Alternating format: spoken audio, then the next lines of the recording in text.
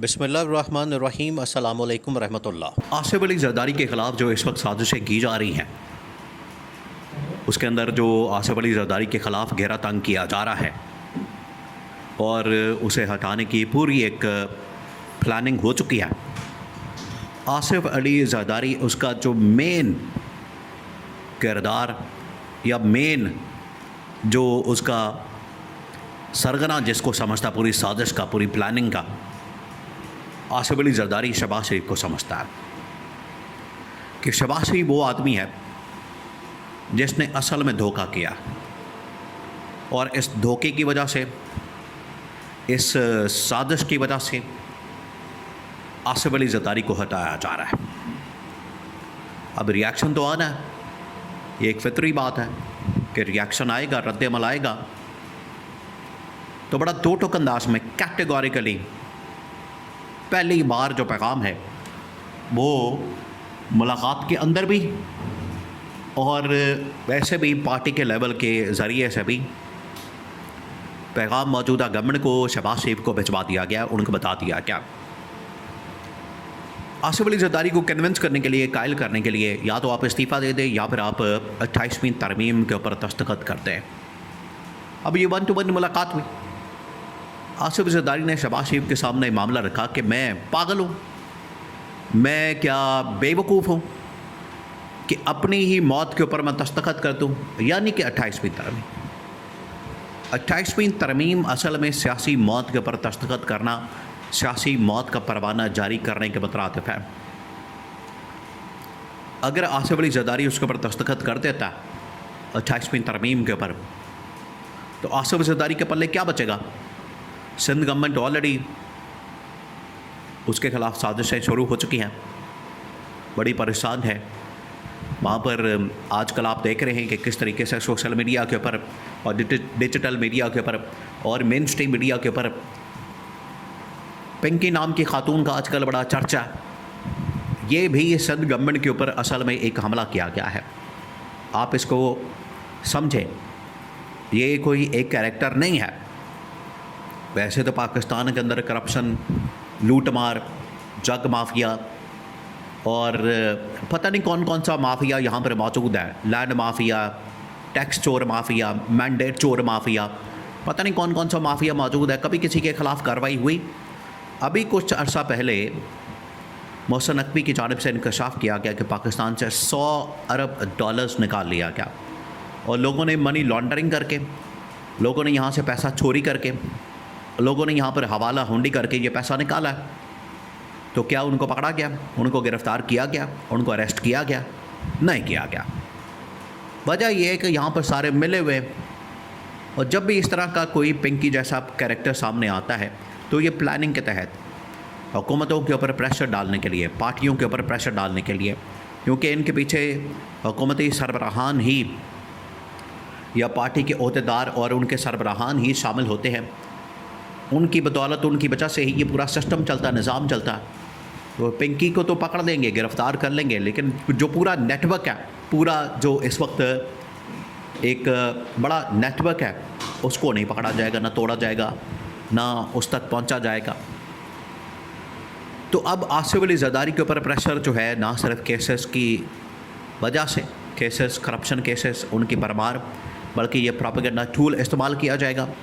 आसिफ जरदारी को पता है कि इसके पीछे जो कारस्तानी करने वाला शख्स है वो है शहबाज शरीफ। अगर शहबाज शरीफ डट जाता, मुकाबला करता, जुर्रत दिखाता, हिम्मत दिखाता, तो इस तरह से मेरी सदारत की तरफ इस्टेब्लिशमेंट ना आती।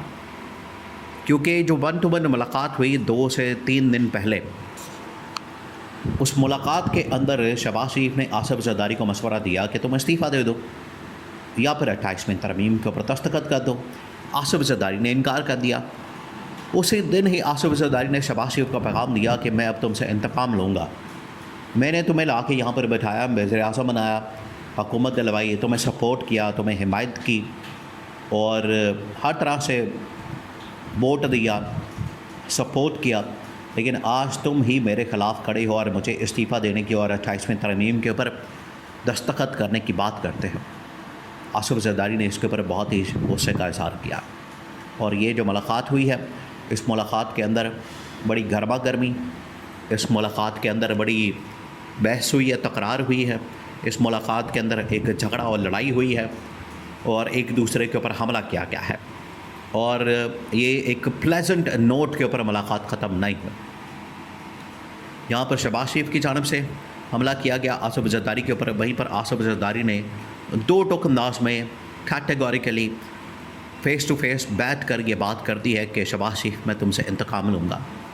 और शहबाज शरीफ का कैरेक्टर ऐसा है, देखिए अगर आप शहबाज शरीफ के कैरेक्टर की बात करें, उसकी शख्सियत की बात करें तो आपको नज़र आ जाएगा, पता चल जाएगा कि किस तरीके से शहबाज शरीफ ऑपरेट करता है। हमेशा इसने क्या किया, इसने दो नंबरी की है। इसने अपने भाई के साथ, अपनी पार्टी के साथ, अपने ख़ानदान के साथ, अपनी फैमिली के साथ और बिल्कुल उसी तरीके से जिस तरह से मुग़ल एम्पायर के अंदर, मुग़ल हुक्मरानों के अंदर बादशाहत के लिए, ओहदे के लिए लड़ाई होती थी और भाइयों को कत्ल किया जाता था, माँ बाप को कत्ल किया जाता था, बच्चों को कत्ल किया जाता था। बिल्कुल उसी तरीके से शहबाज शरीफ ने कत्ल की लेवल के ऊपर तो नहीं पहुंचा, लेकिन उसने सियासी तौर पर कत्लेआम किया, नवाज शरीफ को फारग किया, अपने भाई को फारग किया, अपनी फैमिली के अंदर फूटा लगा दी। तो शहबाज शरीफ वो कैरेक्टर है। तो आसिफ जरदारी ने बड़ा दो टोक अंदाज में बता दिया कि ना सिर्फ ये कहानियाँ मैं तुम्हारे सामने लेकर आऊँगा, ये कहानियाँ खोलूँगा, बल्कि जो तुमने हरकतें की है लोगों के सामने रखूँगा, बेनकाब करूँगा और तुमसे इंतकाम लूँगा। मैं अब ओहदा सदारत के ऊपर रहता हूँ या नहीं रहता, मैं अब सर्वाइवल के लिए, देखिए आसिफ अली जरदारी ने इस वक्त सर्वाइवल के लिए हाथ पाँव मारना शुरू कर दिया है और उसने कह दिया है कि मैं सर्वाइवल के लिए कुछ भी करूँगा। सर्वाइवल के लिए मुझे किसी भी हद तक जाना पड़े, कुछ भी करना पड़े, किसी हद तक मुझे PTI के पास जाना पड़े, इमरान खान के पास जाना पड़े, इत्तेहाद करना पड़े, मुलाकात करनी पड़े, उनके साथ जाके हाथ मिलाना पड़े, कुछ भी करना पड़े, मैं करने को तैयार हूँ। लेकिन मैं इंतकाम शहबाज शरीफ से लाजमी लूँगा।